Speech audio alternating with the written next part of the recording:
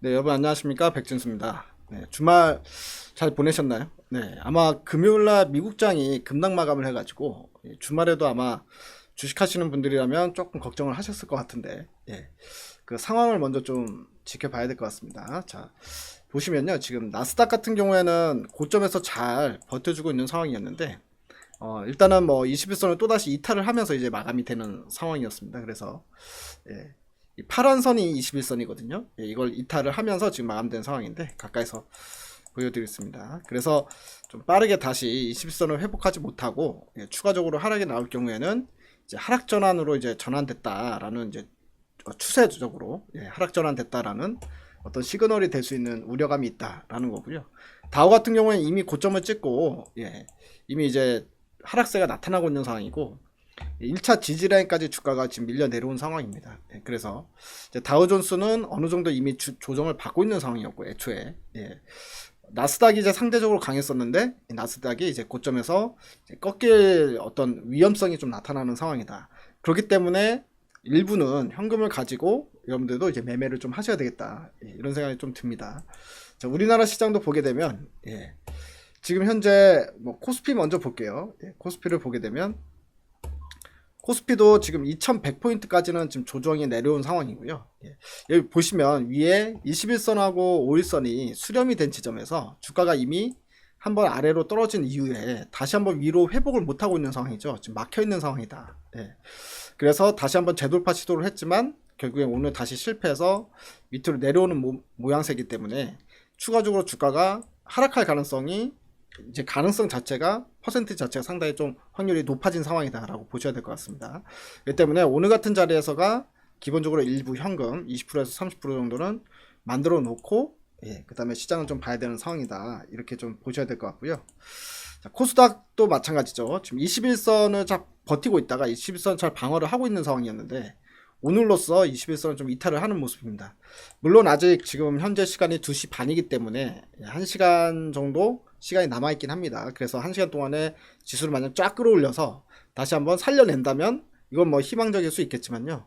근데 이제 나오는 시황에 관련된 이야기를 보게 되면 이제 쉬어가는 흐름이 나타날 가능성이 확실히 더 확률적으로 크구나라는 부분을 좀 느낄 수가 있습니다. 자, 요 내용을 한번 볼게요. 같이. 네. 일단 미국에서 지금 신규 감염자 숫자가 또다시 이제 급증했다라는 소식이 나타나고 있는데 미국의 신규 감염자 수가 4만 명을 넘기면서 텍사스가 다시 봉쇄를 결정하는 그런 이제 조치를 취했다. 경제활동 불확실성이 다시 한번 증시에 먹구름을 들이고 있다라는 부분이고요. 미국 시장이 이제 보게 되면 일본에서도 100명 넘게 신규 확진자가 나왔고 그래서 경제 정상화가 생각보다 늦어질 것 같다. 이런 우려감들이 나타나고 있다라는 부분입니다. 자, 보면은 미국 신규 확진자가 4만 명을 기록을 했고 캘리포니아에 이어서 텍사스주가 확진자가 급증하면서 결국 술집들을 폐쇄하기로 결정했다. 자, 이 부분 말고도 사실 여러 가지 이슈가 있었습니다. 뭐가 있었냐면요. 일단 전 세계적으로 글로벌 확진자가 1000만 명을 넘어섰다고 합니다. 이번 주말에 1000만 명을 넘어섰다. 그래서 어마어마한 숫자죠. 이제 뭐 다 합치면 그 정도가 된다라는 거고요. 뭐 이거 말고도 또 불안 심리가 또 부정적으로 나타났던 게 여러 가지가 있었는데 일단 중국 관련 이야기했습니다. 중국에서 지금 미국이 만약에 홍콩이나 대만에 대해서 간섭을 할 경우에는 1차적으로 그때 지난번에 타결했던 무역협상을 되돌릴 수 있다. 또 그런 언급이 또 나왔었습니다. 그러니까 이제 그런 것도 사실은 안 그래도 이제 확진자가 또 급증하면서 경기 회복세가 상대적으로 뒤로 미뤄지겠다. 이렇게 지금 우려감이 좀 큰 상황에서 무역협상 또 무역전쟁까지 또 불거지게 된다면 이거는 좀 타격이 될 수 있다. 시장에 이렇게 볼 수 있는 부분인 것 같고요.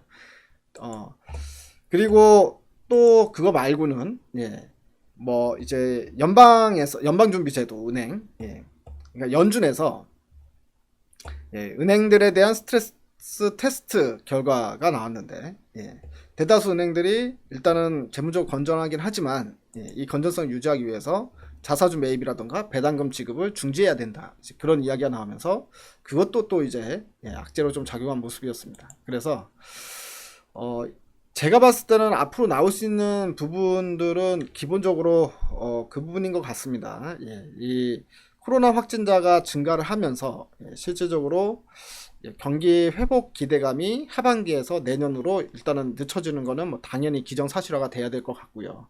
그렇게 되면 시장이 먼저 올라왔던 부분에 대해서 분명히 속도 조절론에 대한 의구심이 분명히 발생될 수밖에 없다.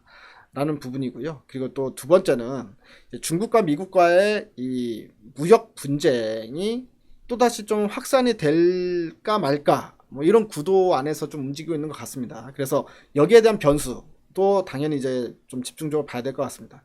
그 외에 뭐 긍정적인 부분이라면 뭐 이제 연준에서 계속해서 이제 경기 부양책이 나오면서 또 미 정부에서도 미국 정부에서도 또다시 부양책이 나오면서 일단은 시장에 또다시 돈을 뿌리는 효과, 이걸로 이제 시장을 어느 정도 버텨줄 수 있을 것이다 라고 생각할 수 있는 부분이 있고요. 또 하나는 이제 7월이나 8월 달 정도 되면 뭐 이제 백신에 대해서 어느 정도 이제 완벽하게 백신이 나오는 건 아니지만 백신 절차에 대해서 또는 백신에 대해서 어느 정도 윤곽이 나올 가능성이 있다. 본격적인 임상이 들어가기 시작하니까요. 그러니까 이제 그런 부분들이 또다시 이제 코로나에 대한 공포감을 어느 정도 희석시켜 줄 수가 있기 때문에 뭐 이런 부분들 저런 부분들이 전부 다 엮여 있다라고 보면 될 것 같습니다. 그래서 제가 생각했을 때는 지난번에도 얘기했던 부분이랑 똑같은데요. 속도 조절은 들어갈 것 같다. 실제로 제가 말씀드렸던 그 이후부터 지금 지수를 보게 되면 옆으로 좀 누워있죠.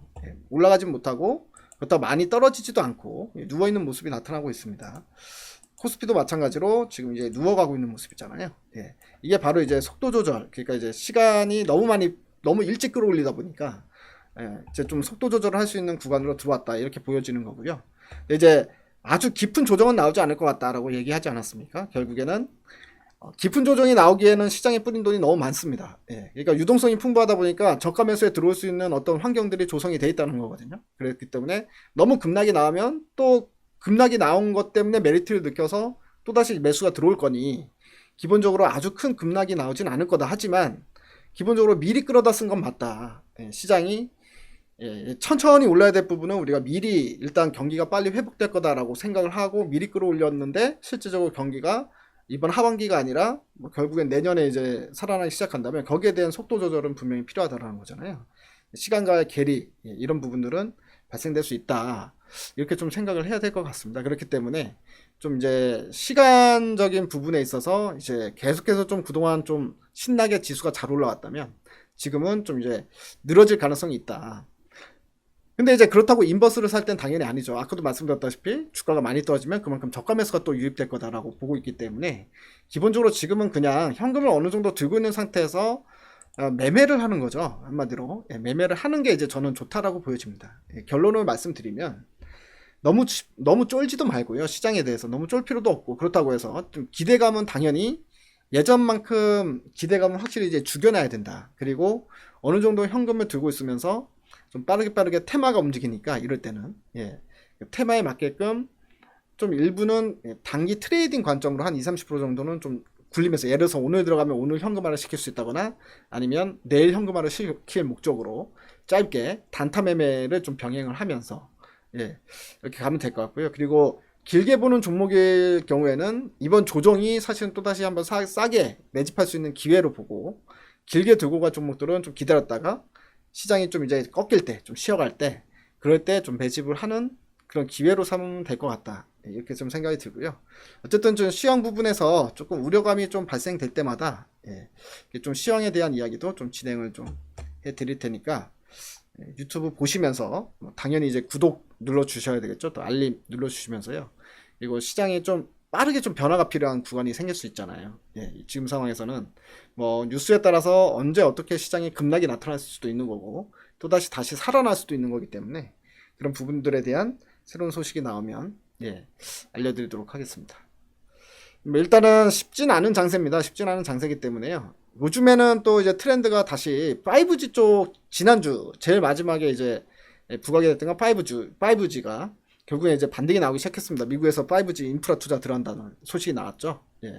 수조 원대 이제 수주 또 삼성전자가 받을 수 있다. 화웨이 대신에 이제 그런 소식들도 나오고 있기 때문에 관련주들이 급등하는 현상들이 나타났는데 뭐 지금 5G가 움직였다고 해서 앞으로도 계속 5G가 움직인다라는 그런 개념은 아닙니다. 지금 여러분들 아시다시피 계속해서 테마가 짧게 돌아가면서 이제 움직이고 있잖아요. 예, 그렇기 때문에 그렇다고 한 번 움직였던 테마가 또 금방 끝나는 것도 아닙니다. 예, 한 바퀴 돌고 와서 또 다시 자기 차례 오면 다시 올라가고 예, 이런 현상들이 나타나고 있기 때문에 이런 부분들에 대해서 좀 빠르게 캐치를 해가면서 예, 대응을 하면 좋겠다 이렇게 생각이 듭니다. 감사합니다. 전 또 좋은 내용 가지고 다시 돌아오겠습니다. 감사합니다.